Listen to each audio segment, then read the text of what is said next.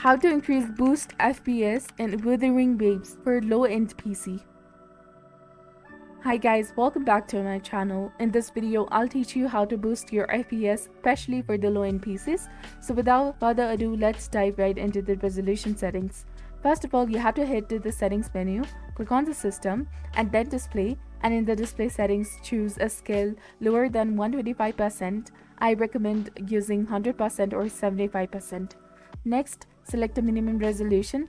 I suggest 180 into 720. For lower resolutions, pick accordingly. Once done, close the settings, and if you're using an NVIDIA GPU, disable in-game overlays. Open the GeForce Experience to go to the General tab and toggle off the in-game overlays. Next, open the Epic's Game Launcher, click on Library, then Manage, open the game's installation directory, locate and back up 2 files, open Game User Settings.